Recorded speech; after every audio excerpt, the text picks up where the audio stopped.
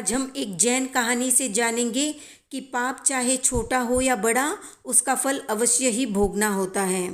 तो नगर का राजा विजय सेन अपने पुत्र जयसेन और पुत्री कलावती के साथ सुखपूर्वक जीवन बिता रहा था। कलावती अत्यंत सुंदर व गुणवान थी। विवाह योग्य होने पर उसका एक चित्र चित्रकार ने शंख देश के राजा शंखसेन को दिखाया। शंखसेन कलावती का चित्र देखते ही मोहित हो गया और शादी करने के लिए तत्काल राजी हो गया। पर चित्रकार ने राजा को बताया कि कलावती के 4 प्रश्न हैं, जो उसका जवाब दे देगा वो उसके गले में वरमाला डाल देगी। कलावती को हर हाल में पाने के लिए शंखसेन ने सरस्वती देवी की आराधना शुरू कर दी। देवी प्रसन्न होकर बोली, क्या चाहते हो? तो शंखसेन ने कहा, कलावती के 4 प्रश्नों का जवाब मुझे देना होगा, इसलिए आप मेरी मदद करें। तो सरस्वती माता उसे उपाय बता देती है और माता के कहे अनुसार शंखसेन कलावती के प्रश्नों का सही जवाब देकर उससे शादी कर लेता है। शादी के बाद कलावती का भाई एक दिन वहाँ आता है और अपनी बहन को महंगे कंगन और कुछ जेवरात देता है। कंगन देखकर कलावती बहुत खुश होती है और अपनी दासी को कहती है, मेरे भाई का मुझ पर कितना स्नेह है, इतने महंगे कंगन उसने मुझे दिए हैं। उसके प्रेम को शब्दों में नहीं कह सकती। कलावती के अंतिम शब्द उसके प्रेम को शब्दों में नहीं कह सकती। राजा शंख सुन लेता है और समझता है कलावती किसी और से प्रेम करती है और उसके संबंध किसी और के साथ हैं। आवेश में आकर वो अपने सैनिकों को कहता है, इसे दूर जंगल में छोड़ दो और इसके दोनों हाथ काट कर मुझे ला कर दो।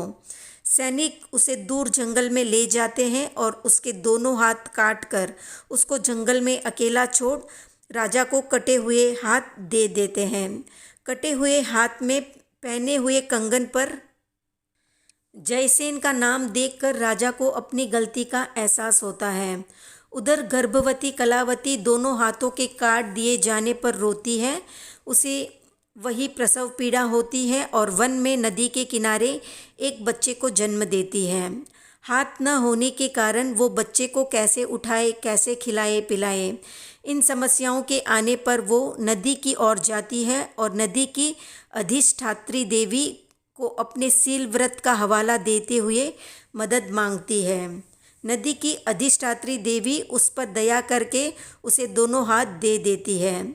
उसी समय वहाँ एक तापस आता है और कलावती को अपने आश्रम में ले जाता है और वहीं रहने के लिए कहता है।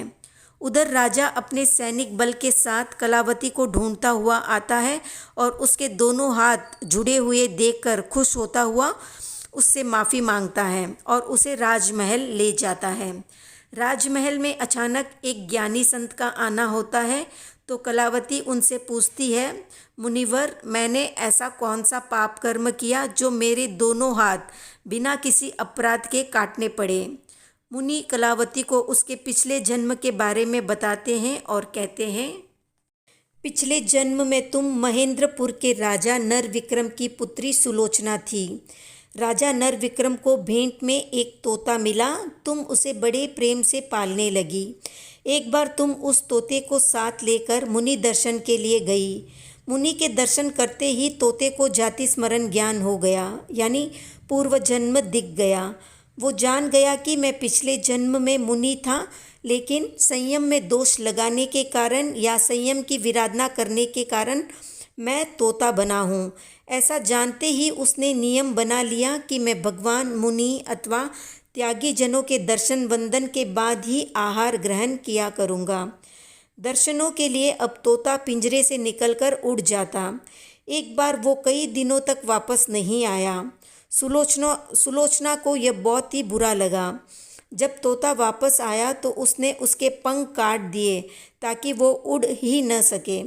मुनि ने बताया कि उस तोते का जीव ही शंख राजा बना है और पंख कटवाने के कारण ही तुम्हारे भी हाथ काटे गए। ये घटना सुनकर राजा शंख और रानी कलावती दोनों ही प्रतिबुद्ध हो गए तथा आगे 11वें भव में मुक्त भी हो गए। वीडियो पसंद आए तो लाइक, शेयर, सब्सक्राइब करें।